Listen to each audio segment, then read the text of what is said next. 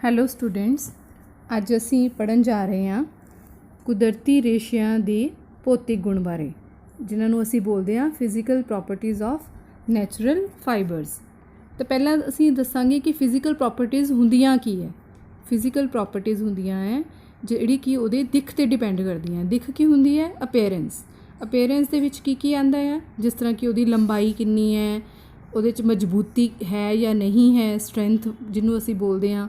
ਸੋਖਣਸ਼ੀਲਤਾ ਮਤਲਬ ਐਬਜ਼ੋਰਬੈਂਸੀ, ਉਹਦੇ ਵਿੱਚ ਪਾਣੀ ਕਿੰਨੀ ਮਾਤਰਾ ਦੇ ਵਿੱਚ ਉਹ ਸੋਖਣਸ਼ੀਲ ਹੁੰਦਾ ਹੈ ਜਾਂ ਨਹੀਂ ਹੁੰਦਾ ਹੈ ਰੇਸ਼ਾ। ਇਸੇ ਤਰ੍ਹਾਂ ਸੁੰਗੜਨਸ਼ੀਲਤਾ ਮਤਲਬ ਸ਼ਰਿੰਕੇਜ। ਲਚਕੀਲਾਪਣ ਜਿਹਨੂੰ ਅਸੀਂ ਰੈਜ਼ੀਲੀਅੰਸ ਬੋਲਦੇ ਹਾਂ। ਸੁਚਾਲਕ, ਤਾਪ ਦਾ ਸੁਚਾਲਕ ਉਹ ਹੈ ਜਾਂ ਨਹੀਂ ਹੈ। ਧੁੱਪ ਦਾ ਉਸ ਉੱਤੇ ਕੀ ਪ੍ਰਭਾਵ ਪੈਂਦਾ ਹੈ। ਕੀੜੇ ਜਿਹੜੇ ਹੈ ਉਹਦੇ ਉੱਤੇ ਹਮਲਾ ਕਰਦੇ ਹਨ ਜਾਂ ਨਹੀਂ ਕਰਦੇ ਹਨ। ਤਾਂ ਇਹ ਹੈ ਸਾਡੀਆਂ ਕੁਦਰਤੀ ਰੇਸ਼ਿਆਂ ਦੇ ਭੌਤਿਕ ਗੁਣ। ਹੁਣ ਅਸੀਂ ਇਹਨਾਂ ਰੇਸ਼ਿਆਂ ਦੇ ਭੌਤਿਕ ਗੁਣਾਂ ਬਾਰੇ ਬਰੀਫ ਵਿੱਚ ਜਾਣਕਾਰੀ ਪ੍ਰਾਪਤ ਕਰਾਂਗੇ। ਪਹਿਲਾ ਸਾਡਾ ਜਿਹੜਾ ਹੈ ਭੌਤਿਕ ਗੁਣ ਉਹ ਹੈ ਲੰਬਾਈ, ਜਿਹਨੂੰ ਅਸੀਂ ਲੈਂਥ ਆਖਦੇ ਹਾਂ। ਕਪਾਹ ਜਿਹੜਾ ਹੈ ਉਸਦੀ ਲੰਬਾਈ ਅੱਧੇ ਇੰਚ ਤੋਂ ਲੈ ਕੇ 1.8 ਇੰਚ ਤੱਕ ਹੋ ਸਕਦੀ ਹੈ। ਲਿਨਨ ਦੀ ਲੰਬਾਈ 12 ਇੰਚ ਤੋਂ ਲੈ ਕੇ 36 ਇੰਚ ਤੱਕ ਦੀ ਹੋ ਸਕਦੀ ਹੈ। ਰੇਸ਼ਮ ਜਿਹੜਾ ਕਿ ਸਭ ਤੋਂ ਲੰਬਾ ਰੇਸ਼ਾ ਮੰਨਿਆ ਜਾਂਦਾ ਹੈ, ਉਸ ਦੀ ਲੰਬਾਈ 300 ਮੀਟਰ ਤੋਂ ਲੈ ਕੇ 600 ਮੀਟਰ ਤੱਕ ਦੀ ਹੋ ਸਕਦੀ ਹੈ। ਇਸੇ ਤਰ੍ਹਾਂ ਹੀ ਜਿਹੜਾ ਉੱਨ ਜਿਹੜੀ ਹੈ ਉਸ ਦੀ ਲੰਬਾਈ ਜਿਹੜੀ ਹੁੰਦੀ ਹੈ ਉਹ 1.5 ਇੰਚ 1.5 ਇੰਚ ਤੋਂ ਲੈ ਕੇ 18 ਇੰਚ ਤੱਕ ਦੀ ਹੋ ਸਕਦੀ ਹੈ। ਦੂਜਾ ਸਾਡਾ ਭੌਤਿਕ ਗੁਣ ਹੈ ਮਜ਼ਬੂਤੀ, ਜਿਸ ਨੂੰ ਅਸੀਂ ਸਟਰੈਂਥ ਆਖਦੇ ਹਾਂ। ਕਪਾਹ ਜਿਹੜਾ ਹੈ ਰੇਸ਼ਾ ਉਹ ਬਹੁਤ ਹੀ ਮਜ਼ਬੂਤ ਅਤੇ ਤਾਕਤਵਰ ਹੁੰਦਾ ਹੈ। ਇਸੇ ਤਰ੍ਹਾਂ ਹੀ ਜਿਹੜਾ ਲਿਨਨ ਹੈ ਉਹ ਕਪਾਹ ਨਾਲੋਂ ਵੀ ਵਧੇਰੇ ਮਜ਼ਬੂਤ ਹੁੰਦਾ ਹੈ। ਰੇਸ਼ਮ ਵੀ ਇੱਕ ਮਜ਼ਬੂਤ ਅਤੇ ਤਾਕਤਵਰ ਰੇਸ਼ੇ ਦੇ ਵਿੱਚ ਮੰਨਿਆ ਜਾਂਦਾ ਹੈ। ਉੱਨ ਬਹੁਤ ਹੀ ਕਮਜ਼ੋਰ ਰੇਸ਼ਾ ਹੈ, ਉਸ ਨੂੰ ਬਹੁਤ ਹੀ ਧਿਆਨ ਦੇ ਨਾਲ ਧੋਇਆ ਜਾਂਦਾ ਹੈ। ਤੀਸਰਾ ਸਾਡਾ ਪੁਆਇੰਟ ਹੈ ਸੋਖਣਸ਼ੀਲਤਾ, ਜਿਸ ਨੂੰ ਅਸੀਂ ਐਬਜ਼ੋਰਬੈਂਸੀ ਬੋਲਦੇ ਹਾਂ। ਕਪਾਹ ਜਿਹੜਾ ਰੇਸ਼ਾ ਹੈ ਉਸ ਦੇ ਵਿੱਚ ਜਿਹੜੀ ਹੈ ਸੋਖਣਸ਼ੀਲਤਾ ਉਹ 15 ਤੋਂ 25% ਤੱਕ ਹੁੰਦੀ ਹੈ। ਇਸੇ ਤਰ੍ਹਾਂ ਹੀ ਜਿਹੜਾ ਲਿਨਨ ਹੈ ਉਹ ਕਪਾਹ ਨਾਲੋਂ ਵਧੇਰੇ ਜਿਹੜਾ ਹੈ ਸੋਖਣਸ਼ੀਲ ਹੁੰਦਾ ਹੈ। ਲਿਨਨ ਦੀ ਜਿਹੜੀ ਹੈ ਸੋਖਣ ਸ਼ਕਤੀ ਉਹ 12% ਤੱਕ ਹੋ ਸਕਦੀ ਹੈ। ਜਿਹੜਾ ਰੇਸ਼ਮ ਹੈ ਉਹ ਆਪਣੇ ਭਾਰ ਦਾ 20% ਤੱਕ ਜਿਹੜਾ ਆ ਪਾਣੀ ਉਹ ਆਪਣੇ ਅੰਦਰ ਸੋਖ ਲੈਂਦਾ ਹੈ। ਇਸੇ ਤਰ੍ਹਾਂ ਹੀ ਜਿਹੜੀ ਉੱਨ ਹੈ ਉਹ ਆਪਣੇ ਭਾਰ ਦਾ 20% ਪਾਣੀ ਜਿਹੜੀ ਹੈ ਉਹ ਆਪਣੇ ਅੰਦਰ ਸੋਖ ਲੈਂਦਾ ਹੈ। ਨੰਬਰ 4 ਜਿਹੜਾ ਸਾਡਾ ਪੁਆਇੰਟ ਹੈ ਉਹ ਹੈ ਸੁੰਗੜਨਸ਼ੀਲਤਾ, ਜਿਸ ਨੂੰ ਅਸੀਂ ਸ਼ਰਿੰਕੇਜ ਬੋਲਦੇ ਹਾਂ। ਤਾਂ ਜਿਹੜਾ ਕਪਾਹ ਹੁੰਦਾ ਹੈ ਉਹ ਜਿਹੜਾ ਰੇਸ਼ਾ ਹੈ ਉਹ ਆਪ ਨਹੀਂ ਸੁੰਗੜਦਾ। ਜਦੋਂ ਉਸ ਦੇ ਬਣੇ ਹੋਏ ਜਿਹੜੇ ਵਸਤਰ ਹੁੰਦੇ ਹੈ ਉਹਨਾਂ ਨੂੰ ਧੋਇਆ ਜਾਂਦਾ ਹੈ ਤਾਂ ਉਹ ਸੁੰਗੜ ਜਾਂਦੇ ਹਨ। ਇਸੇ ਲਈ ਜਦੋਂ ਸੂਤੀ ਕੱਪੜਾ ਬਣਾਇਆ ਜਾਂਦਾ ਹੈ ਤਾਂ ਉਹਨੂੰ ਪ੍ਰੀ ਸ਼ਰਿੰਕਿੰਗ ਦੀ ਜਿਹੜੀ ਪਰਿਸੱਜਾ ਹੈਗੀ ਹੈ ਉਹ ਕਾਰਖਾਨਿਆਂ ਦੇ ਵਿੱਚ ਦਿੱਤੀ ਜਾਂਦੀ ਹੈ ਅਤੇ ਉਹਨੂੰ ਸੁੰਗੇੜ ਲਿਆ ਜਾਂਦਾ ਹੈ। ਨੰਬਰ 2 ਜਿਹੜਾ ਹੈ ਸਾਡਾ ਲਿਨਨ, ਉਹ ਰੇਸ਼ਾ ਆਪਣੇ ਆਪ ਨਹੀਂ ਸੁੰਗੜਦਾ। ਉਹਨੂੰ ਵੀ ਜਦੋਂ ਵਸਤਰ ਤਿਆਰ ਕੀਤਾ ਜਾਂਦਾ ਹੈ ਤਾਂ ਉਸ ਦਾ ਵਸਤਰ ਜਿਹੜਾ ਅਗਰ ਉਹਨੂੰ ਖਿੱਚ ਲਿਆ ਜਾਵੇ, ਉਤਪਾਦਨ ਕਰਨ ਸਮੇਂ ਉਸ ਨੂੰ ਅਗਰ ਖਿੱਚ ਲਿਆ ਜਾਵੇ ਰੇਸ਼ੇ ਨੂੰ, ਤਾਂ ਉਹ ਧੋਣ ਤੋਂ ਬਾਅਦ ਜਿਹੜਾ ਕੱਪੜਾ ਹੁੰਦਾ ਹੈ ਉਹਦਾ ਉਹ ਸੁੰਗੜ ਜਾਂਦਾ ਹੈ। ਇਸੇ ਤਰ੍ਹਾਂ ਹੀ ਜਿਹੜਾ ਸਾਡਾ ਤੀਸਰਾ ਪੁਆਇੰਟ ਹੈ ਉਹ ਹੈ ਰੇਸ਼ਮ। ਤੀਸਰਾ ਪੁਆਇੰਟ ਜਿਹੜਾ ਰੇਸ਼ਮ ਹੈ ਉਹ ਵੀ ਜਿਹੜਾ ਕੱਪੜਾ ਹੈ, ਰੇਸ਼ਾ ਹੈ ਜਿਹੜਾ, ਉਹ ਵੀ ਸਾਡਾ ਜਿਹੜਾ ਹੈ ਉਹ ਧੋਣ ਤੋਂ ਬਾਅਦ ਜਿਹੜਾ ਹੈ ਉਹ ਸੁੰਗੜ ਜਾਂਦਾ ਹੈ। ਪਰ ਜੇ ਉਸ ਨੂੰ ਡਰਾਈ ਕਲੀਨ ਕਰਵਾ ਲਈਏ ਤਾਂ ਉਹ ਜਿਹੜਾ ਰੇਸ਼ਮ ਦਾ ਬਣਿਆ ਹੋਇਆ ਕੱਪੜਾ ਹੁੰਦਾ ਹੈ ਉਹ ਸੁੰਗੜਦਾ ਨਹੀਂ ਹੈ। ਇਸੇ ਤਰ੍ਹਾਂ ਹੀ ਜਿਹੜਾ ਸਾਡਾ ਨੰਬਰ 4 ਉੱਨ ਹੈ ਉਹ ਵੀ ਇੱਕ ਸੁੰਗੜਨਸ਼ੀਲ ਰੇਸ਼ਾ ਹੈ। ਉਸਦੇ ਜਿਹੜੇ ਨਮੀ ਸੋਖ ਜਦੋਂ ਲੈਂਦੇ ਆ, ਉਹਦੇ ਰੇਸ਼ੇ ਜਿਹੜੇ ਨਮੀ ਸੋਖ ਲੈਂਦੇ ਆ ਤਾਂ ਉਹ ਸੁੰਗੜ ਜਾਂਦੇ ਹਨ। ਇਸੇ ਕਰਕੇ ਜਿਹੜੇ ਉੱਨੀ ਕੱਪੜੇ ਆ ਉਹ ਧੋਣ ਤੋਂ ਬਾਅਦ ਛੋਟੇ ਹੋ ਜਾਂਦੇ ਹਨ। ਨੈਕਸਟ ਜਿਹੜਾ ਸਾਡਾ ਪੁਆਇੰਟ ਹੈ ਨੰਬਰ 5 ਲਚਕੀਲਾਪਨ, ਜਿਸ ਨੂੰ ਅਸੀਂ ਰੈਜ਼ੀਲੀਅੰਸ ਆਖਦੇ ਹਾਂ। ਕਪਾਹ ਜਿਹੜਾ ਹੈ ਉਹ ਬਹੁਤ ਹੀ, ਉਹਦੇ ਵਿੱਚ ਲਚਕੀਲਾਪਨ ਜਿਹੜਾ ਹੈ ਬਹੁਤ ਹੀ ਘੱਟ ਹੁੰਦਾ ਹੈ, ਕਿਉਂਕਿ ਇਸ ਤੋਂ ਬਣੇ ਹੋਏ ਜਿਹੜੇ ਕੱਪੜੇ ਹੁੰਦੇ ਹਨ ਉਹਦੇ ਵਿੱਚ ਬਹੁਤ ਜ਼ਿਆਦਾ ਸਿਲਵਟਾਂ ਜਿਹੜੀਆਂ ਆ ਉਹ ਪੈਂਦੀਆਂ ਹਨ। ਇਸੇ ਤਰ੍ਹਾਂ ਹੀ ਜਿਹੜੇ ਆ ਲਿਨਨ ਹੁੰਦਾ ਹੈ ਉਹ ਵੀ ਬਹੁਤ ਹੀ, ਉਹਦੇ ਵਿੱਚ ਵੀ ਲਚਕੀਲਾਪਨ ਘੱਟ ਹੁੰਦਾ ਹੈ, ਉਹ 'ਚ ਵੀ ਬਹੁਤ ਸਾਰੀਆਂ ਸਿਲਵਟਾਂ ਪੈਦਾ ਹੁੰਦੀਆਂ ਹਨ। ਰੇਸ਼ਮ ਹੈ ਜਿਹੜਾ ਉਹ ਬਹੁਤ ਜ਼ਿਆਦਾ ਉਹਦੇ ਵਿੱਚ ਲਚਕੀਲਾਪਨ ਹੁੰਦਾ ਹੈ, ਇਹਦੇ ਵਿੱਚ ਸਿਲਵਟਾਂ ਜਿਹੜੀਆਂ ਉਹ ਘੱਟ ਪੈਦਾ ਹੁੰਦੀਆਂ ਹਨ। ਇਸੇ ਤਰ੍ਹਾਂ ਹੀ ਜਿਹੜਾ ਉੱਨ ਦਾ ਰੇਸ਼ਾ ਹੈ ਉਸ ਦੇ ਵਿੱਚ ਲਚਕੀਲਾਪਨ ਬਹੁਤ ਜ਼ਿਆਦਾ ਹੁੰਦਾ ਹੈ, ਇਸ ਦੇ ਵਿੱਚ ਸਿਲਵਟਾਂ ਜਿਹੜਾ ਹੈ ਉਹ ਨਹੀਂ ਪੈਂਦੀਆਂ। ਨੰਬਰ 6 ਜਿਹੜਾ ਪੁਆਇੰਟ ਹੈ ਉਹ ਹੈ ਤਾਪ ਦਾ ਚਾਲਕ, ਜਿਸ ਨੂੰ ਅਸੀਂ ਹੀਟ ਕੰਡਕਟਿਵਿਟੀ ਬੋਲਦੇ ਹਾਂ। ਕਪਾਹ ਜਿਹੜਾ ਹੈ ਉਹ ਇੱਕ ਤਾਪ ਦਾ ਸੁਚਾਲਕ ਮੰਨਿਆ ਜਾਂਦਾ ਹੈ। ਜਿਹੜਾ ਕਿ ਇਹ ਤੋਂ ਬਣਿਆ ਹੋਇਆ ਜਿਹੜਾ ਕੱਪੜਾ ਹੁੰਦਾ ਹੈ ਉਹ ਬਹੁਤ ਹੀ ਠੰਡਾ ਹੁੰਦਾ ਹੈ, ਇਸੇ ਕਰਕੇ ਗਰਮੀਆਂ ਦੇ ਵਿੱਚ ਇਸ ਨੂੰ ਪਹਿਨਿਆ ਜਾਂਦਾ ਹੈ। ਸੂਤੀ ਕੱਪੜਾ ਇਸ ਲਈ ਗਰਮੀਆਂ ਦੇ ਵਿੱਚ ਪਹਿਨਣ ਲਈ ਬਹੁਤ ਹੀ ਚੰਗਾ ਮੰਨਿਆ ਜਾਂਦਾ ਹੈ। ਲਿਨਨ ਜਿਹੜਾ ਹੈ ਉਹ ਵੀ ਚੰਗਾ ਸੁਚਾਲਕ ਹੈ, ਉਹ ਵੀ ਸਾਡਾ ਜਿਹੜਾ ਤਾਪ ਦਾ ਸੁਚਾਲਕ ਮੰਨਿਆ ਜਾਂਦਾ ਹੈ। ਇਸ ਦੇ ਬਣੇ ਹੋਏ ਵਸਤਰ ਜਿਹੜੇ ਪਾਏ ਜਾਂਦੇ ਹਨ ਉਹ ਵੀ ਜਿਹੜੇ ਆ ਗਰਮੀਆਂ ਦੇ ਵਿੱਚ ਪਹਿਨਣ ਲਈ ਬਹੁਤ ਵਧੀਆ ਹੁੰਦੇ ਹਨ। ਰੇਸ਼ਮ ਜਿਹੜਾ ਹੈ ਉਹ ਤਾਪ ਦਾ ਕੁਚਾਲਕ ਮੰਨਿਆ ਜਾਂਦਾ ਹੈ, ਕਿਉਂਕਿ ਰੇਸ਼ਮੀ ਕੱਪੜੇ ਦੇ ਵਿੱਚੋਂ ਗਰਮੀ ਦਾ ਨਿਕਾਸ ਨਹੀਂ ਹੋ ਸਕਦਾ ਅਤੇ ਇਹਨਾਂ ਨੂੰ ਪਹਿਨਣ ਦੇ ਨਾਲ ਗਰਮੀ ਮਹਿਸੂਸ ਹੁੰਦੀ ਹੈ। ਇਸੇ ਤਰ੍ਹਾਂ ਹੀ ਜਿਹੜਾ ਸਾਡਾ ਉੱਨ ਹੈ, ਉੱਨ ਜਿਹੜਾ ਹੈ ਉਹ ਵੀ ਤਾਪ ਦਾ ਕੁਚਾਲਕ ਮੰਨਿਆ ਗਿਆ ਹੈ, ਉਹਦੇ ਵਿੱਚੋਂ ਵੀ ਗਰਮੀ ਦਾ ਨਿਕਾਸ ਜਿਹੜਾ ਹੈ ਉਹ ਨਹੀਂ ਹੁੰਦਾ। ਸਰਦੀਆਂ ਦੇ ਵਿੱਚ ਜਿਹੜਾ ਹੈ ਇਸ ਦਾ ਉਪਯੋਗ ਜਿਹੜਾ ਆ ਉਹ ਇਸੇ ਕਰਕੇ ਹੀ ਕੀਤਾ ਜਾਂਦਾ ਹੈ। ਨੰਬਰ 7 ਹੈ ਧੁੱਪ ਦਾ ਪ੍ਰਭਾਵ, ਜਿਸ ਨੂੰ ਅਸੀਂ ਇਫੈਕਟ ਆਫ ਸਨਲਾਈਟ ਬੋਲਦੇ ਹਾਂ। ਕਪਾਹ ਜਿਹੜਾ ਹੈ ਉਹਦੇ ਉੱਤੇ ਧੁੱਪ ਦਾ ਪ੍ਰਭਾਵ ਬਹੁਤ ਜ਼ਿਆਦਾ ਪੈਂਦਾ ਹੈ, ਉਸਦੇ ਰੰਗ ਜਿਹੜੇ ਆ ਉਹ ਖਰਾਬ ਹੋ ਜਾਂਦੇ ਹਨ, ਚਮਕ ਨਸ਼ਟ ਹੋ ਜਾਂਦੀ ਹੈ। ਲਿਨਨ ਜਿਹੜਾ ਹੈ ਉਸਦਾ ਵੀ ਜਿਹੜਾ ਧੁੱਪ ਜਦੋਂ ਉਹਦੇ ਉੱਤੇ ਤੇਜ਼ ਧੁੱਪ ਪੈਂਦੀ ਹੈ ਤਾਂ ਰੰਗ ਉਹਦੇ ਖਰਾਬ ਹੋ ਜਾਂਦੇ ਹਨ ਅਤੇ ਉਸਦੀ ਵੀ ਚਮਕ ਨਸ਼ਟ ਹੋ ਜਾਂਦੀ ਹੈ।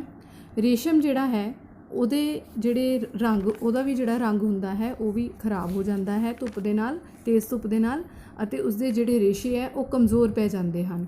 ਉੱਨ ਦਾ ਜਿਹੜਾ ਰੇਸ਼ਾ ਹੁੰਦਾ ਹੈ ਉਹਦਾ ਵੀ ਰੰਗ ਜਿਹੜਾ ਖਰਾਬ ਹੋ ਜਾਂਦਾ ਹੈ ਧੁੱਪ ਦੇ ਨਾਲ, ਅਤੇ ਚਿੱਟੇ ਉੱਨੀ ਜਿਹੜੇ ਕੱਪੜੇ ਹੁੰਦੇ ਹਨ ਉਹ ਧੁੱਪ ਨਾਲ ਪੀਲੇ ਪੈ ਜਾਂਦੇ ਹਨ ਅਤੇ ਇਹ ਰੇਸ਼ਾ ਜਿਹੜਾ ਹੈ ਉਹ ਕਮਜ਼ੋਰ ਵੀ ਪੈ ਜਾਂਦਾ ਹੈ।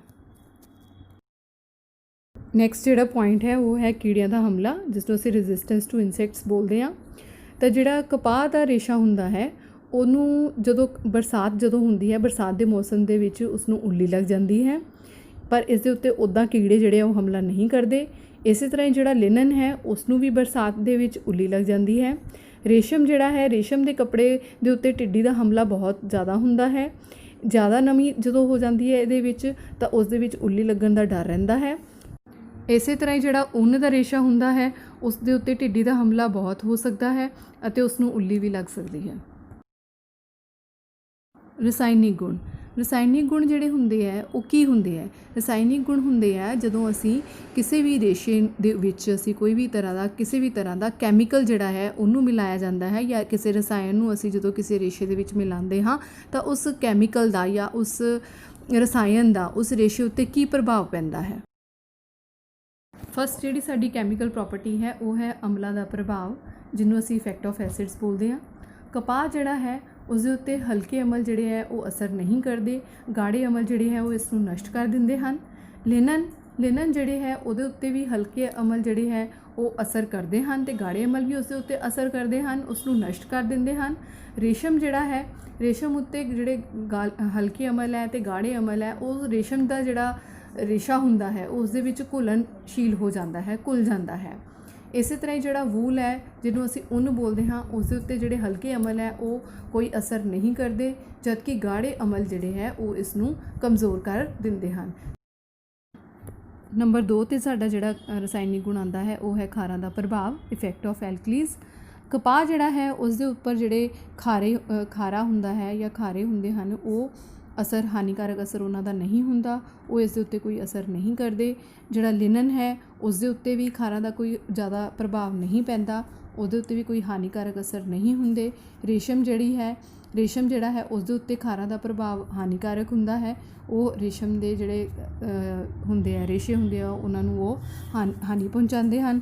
ਇਸੇ ਤਰ੍ਹਾਂ ਹੀ ਜਿਹੜਾ ਉੱਨ ਹੈ, ਉੱਨ ਲਈ ਵੀ ਜਿਹੜੇ ਖਾਰੇ ਹੁੰਦੇ ਹਨ, ਐਲਕਲੀਜ਼ ਹੁੰਦੇ ਹਨ, ਉਹ ਹਾਨੀਕਾਰਕ ਹੁੰਦੇ ਹਨ। ਇਸੇ ਕਰਕੇ ਜਿਹੜਾ ਸਾਡਾ ਉੱਨ ਦਾ ਰੇਸ਼ਾ ਹੁੰਦਾ ਹੈ ਉਸ ਦੇ ਲਈ ਖਾਸ ਤਰ੍ਹਾਂ ਦੇ ਜਿਹੜੇ ਆ ਉਹ ਖਾਰੇ ਪ੍ਰਯੋਗ ਕੀਤੇ ਜਾਂਦੇ ਹਨ, ਇਸ ਕਰਕੇ ਉਹਨਾਂ ਨੂੰ ਸਿੰਪਲ ਸਾਬਣ ਦੇ ਵਿੱਚ ਨਹੀਂ ਧੋਤਾ ਜਾਂਦਾ, ਖਾਸ ਡਿਟਰਜੈਂਟਸ ਉਹਨਾਂ ਦੇ ਵਾਸਤੇ ਯੂਜ਼ ਕੀਤੇ ਜਾਂਦੇ ਹਨ।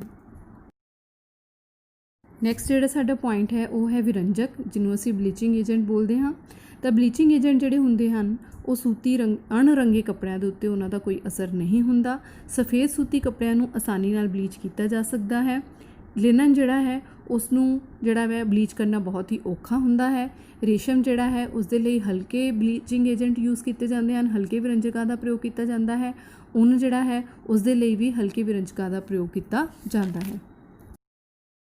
ਨੈਕਸਟ ਜਿਹੜਾ ਸਾਡਾ ਪੁਆਇੰਟ ਹੈ ਨੰਬਰ 4 ਰੰਗਾਈ, ਜਿਸ ਨੂੰ ਅਸੀਂ ਡਾਈਜ਼ ਬੋਲਦੇ ਹਾਂ। ਕਪਾਹ ਦਾ ਜਿਹੜਾ ਕੱਪੜਾ ਹੁੰਦਾ ਹੈ ਉਹ ਛੇਤੀ ਨਹੀਂ ਰੰਗਿਆ ਜਾ ਸਕਦਾ, ਉਸ ਦੇ ਉੱਤੇ ਰੰਗ ਜਲਦੀ ਨਹੀਂ ਚੜ੍ਹਦਾ। ਰੰਗ ਦੇ ਵਿੱਚ ਨਮਕ ਮਿਲਾ ਕੇ ਪਾਣੀ ਦੇ ਵਿੱਚ ਘੋਲ ਕੇ ਉਸ ਨੂੰ ਰੰਗਿਆ ਜਾਂਦਾ ਹੈ। ਲਿਨਨ ਜਿਹੜਾ ਹੈ ਉਸ ਨੂੰ ਵੀ ਰੰਗਾਈ ਜਿਹੜੀ ਹੈ ਉਹਦੀ ਆਸਾਨੀ ਨਾਲ ਮਤਲਬ ਉਹਨੂੰ ਰੰਗਿਆ ਜਾ ਸਕਦਾ ਹੈ। ਰੇਸ਼ਮ ਜਿਹੜਾ ਹੈ ਉਹ ਖਾਸ ਤਰ੍ਹਾਂ ਦੀ ਰੰਗਾਈ ਕੀਤੀ ਜਾਂਦੀ ਹੈ ਉਸ ਦੇ ਉੱਤੇ ਕੱਪੜੇ ਨੂੰ ਰੰਗਣ ਲਈ। ਉਸ ਦੇ ਵਿੱਚ ਤੇਜ਼ਾਬੀ, ਖਾਰੇ ਅਤੇ ਡਾਇਰੈਕਟ ਰੰਗਾਂ ਨੂੰ ਯੂਜ਼ ਕੀਤਾ ਜਾਂਦਾ ਹੈ। ਉੱਨ ਦੀ ਜਿਹੜੀ ਰੰਗਾਈ ਹੁੰਦੀ ਹੈ ਉਹ ਵੀ ਬਹੁਤ ਹੀ ਆਸਾਨ ਢੰਗ ਨਾਲ ਕੀਤੀ ਜਾ ਸਕਦੀ ਹੈ। ਉੱਨ ਦੇ ਜਿਹੜੇ ਉੱਤੇ ਰੰਗ ਕੀਤੇ ਜਾਂਦੇ ਹਨ ਉਹ ਬਹੁਤ ਹੀ ਪੱਕੇ ਹੁੰਦੇ ਹਨ। ਮਾਨਵਕ੍ਰਿਤ ਰੇਸ਼ਿਆਂ ਦੇ ਭੌਤਿਕ ਗੁਣ, physical properties of man made fibres. Physical properties ਤਾਂ ਤੁਹਾਨੂੰ ਹੁਣ ਪਤਾ ਹੀ ਹੈ ਕਿਹੜੀਆਂ ਹੁੰਦੀਆਂ, ਠੀਕ ਹੈ। ਮੈਨ ਮੇਡ ਫਾਈਬਰਸ ਜਿਹੜੇ ਹੈ ਮਨੁੱਖ ਦੁਆਰਾ ਬਣਾਏ ਜਾਂਦੇ ਹਨ, ਉਹਨਾਂ ਦੇ ਵਿੱਚ ਆਉਂਦੇ ਹਨ ਰੇਯੋਨ ਅਤੇ ਨਾਈਲੋਨ। ਤਾਂ ਹੁਣ ਅਸੀਂ ਰੇਯੋਨ ਅਤੇ ਨਾਈਲੋਨ ਦੇ ਜਿਹੜੇ ਵੀ ਭੌਤਿਕ ਗੁਣ ਹੈ ਉਹਦੇ ਬਾਰੇ ਪੜ੍ਹਨ ਜਾ ਰਹੇ ਹਾਂ। ਪਹਿਲਾ ਸਾਡਾ ਭੌਤਿਕ ਗੁਣ ਹੈ ਲੰਬਾਈ ਅਤੇ ਮਜ਼ਬੂਤੀ। ਤਾਂ ਲੰਬਾਈ ਅਤੇ ਮਜ਼ਬੂਤੀ ਦੇ ਵਿੱਚ ਜਿਹੜੇ ਰੇਯੋਨ ਜਿਹੜੇ ਰੇਸ਼ੇ ਹੁੰਦੇ ਹੈ ਉਹ ਬਹੁਤ ਹੀ ਲੰਬੇ ਅਤੇ ਕਮਜ਼ੋਰ ਰੇਸ਼ੇ ਹੁੰਦੇ ਹੈ। ਨਾਈਲੋਨ ਵੀ ਲੰਬੇ ਰੇਸ਼ਿਆਂ ਦੇ ਵਿੱਚ ਆਉਂਦਾ ਹੈ ਅਤੇ ਇਹ ਇੱਕ ਮਜ਼ਬੂਤ ਰੇਸ਼ਾ ਮੰਨਿਆ ਜਾਂਦਾ ਹੈ। ਦੂਜਾ ਜਿਹੜਾ ਸਾਡਾ ਪੁਆਇੰਟ ਹੈ ਉਹ ਹੈ ਸੁੰਗੜਨਸ਼ੀਲਤਾ, ਸ਼੍ਰਿੰਕੇਜ। ਤਾਂ ਰੇਯੋਨ ਦਾ ਜਿਹੜਾ ਕੱਪੜਾ ਹੈ ਉਹ ਕੀ ਹੁੰਦਾ ਹੈ, ਸੁੰਗੜਨਸ਼ੀਲ ਹੁੰਦਾ ਹੈ। ਇਹ ਸੂਤੀ ਅਤੇ ਲਿਨਨ ਦੇ ਕੱਪੜਿਆਂ ਨਾਲੋਂ ਜ਼ਿਆਦਾ ਸੁੰਗੜਦਾ ਹੈ। ਨਾਈਲੋਨ ਜਿਹੜਾ ਹੈ ਉਹ ਬਿਲਕੁਲ ਨਹੀਂ ਸੁੰਗੜਦਾ। ਇਸ ਰੇਸ਼ੇ ਨੂੰ ਜੇ ਅਗਰ ਖਿੱਚਿਆ ਜਾਂਦਾ ਹੈ ਜਾਂ ਇਹਦੇ ਉੱਤੇ ਦਬਾਅ ਪਾਇਆ ਜਾਂਦਾ ਹੈ ਤਾਂ ਉਹ ਵਾਪਸ ਪਹਿਲੇ ਆਕਾਰ ਦੇ ਵਿੱਚ ਆ ਜਾਂਦਾ ਹੈ। ਨੰਬਰ 3 ਪੁਆਇੰਟ ਹੈ ਸੋਖਣਸ਼ੀਲਤਾ, ਐਬਜ਼ੋਰਬੈਂਸੀ। ਰੇਯੋਨ ਜਿਹੜਾ ਹੈ ਉਹ ਜ਼ਿਆਦਾ ਸੋਖਣਸ਼ੀਲ ਹੁੰਦਾ ਹੈ। ਸੋਖਣਸ਼ੀਲਤਾ ਦੇ ਕਾਰਨ ਹੀ ਇਹ ਜਿਹੜਾ ਹੈ ਗਰਮੀਆਂ ਵਿੱਚ ਪਹਿਨਣ ਲਈ ਉਪਯੁਕਤ ਮੰਨਿਆ ਜਾਂਦਾ ਹੈ।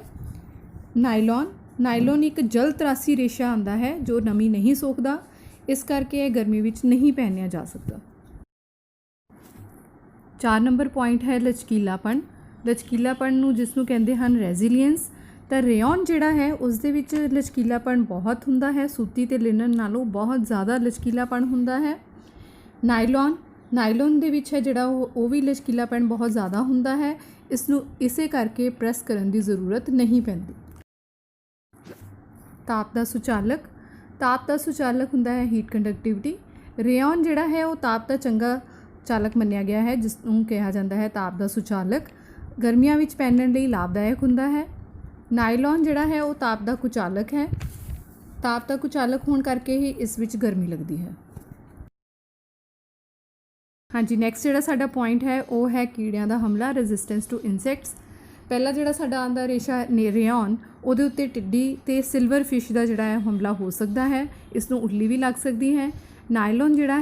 ਨਾਈਲੋਨ ਦੇ ਉੱਤੇ ਟਿੱਡੀ ਦਾ ਹਮਲਾ ਨਹੀਂ ਹੁੰਦਾ। ਹਾਂਜੀ, ਨੰਬਰ ਜਿਹੜਾ ਸਾਡਾ 7 ਹੈ ਉਹ ਹੈ ਧੁੱਪ ਦਾ ਪ੍ਰਭਾਵ, ਇਫੈਕਟ ਆਫ ਸਨਲਾਈਟ। ਰੇਯੋਨ ਜਿਹੜੀ ਹੈ ਉਸ ਉੱਤੇ ਧੁੱਪ ਦਾ ਅਸਰ ਜਿਹੜਾ ਹੈ ਉਹ ਨਹੀਂ ਹੁੰਦਾ, ਪਰ ਜੇ ਲੰਬੇ ਸਮੇਂ ਤੱਕ ਇਸ ਨੂੰ ਧੁੱਪ ਵਿੱਚ ਰੱਖ ਦਿੱਤਾ ਜਾਵੇ ਤਾਂ ਇਸ ਦਾ ਕੱਪੜਾ ਜਿਹੜਾ ਹੈ ਉਹ ਕਮਜ਼ੋਰ ਹੋ ਜਾਂਦਾ ਹੈ।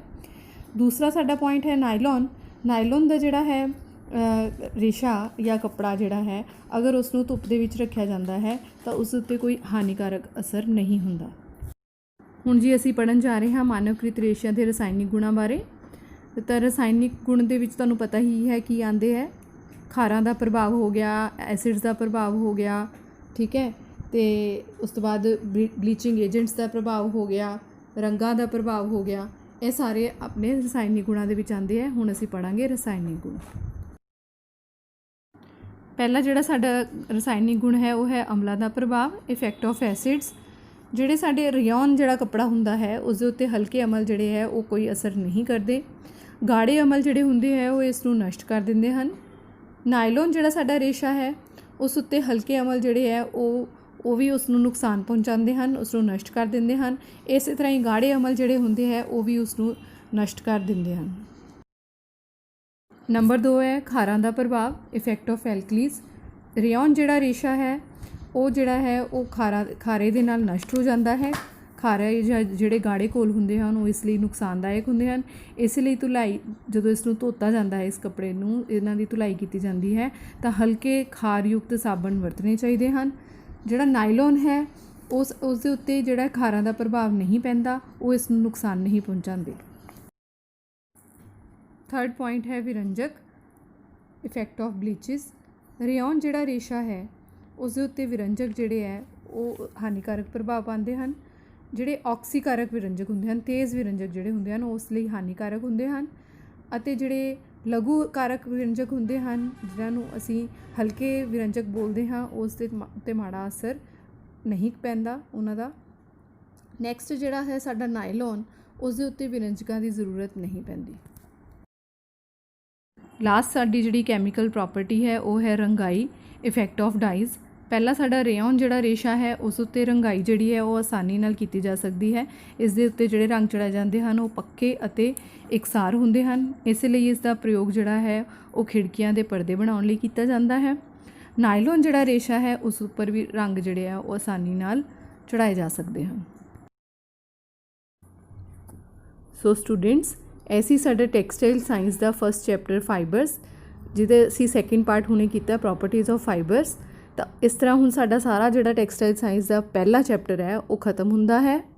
ਤਾਂ ਨੈਕਸਟ ਚੈਪਟਰ ਲਈ ਇਸ ਚੈਨਲ ਨੂੰ ਸਬਸਕ੍ਰਾਈਬ ਕਰੋ ਅਤੇ ਲਾਈਕ ਕਰੋ।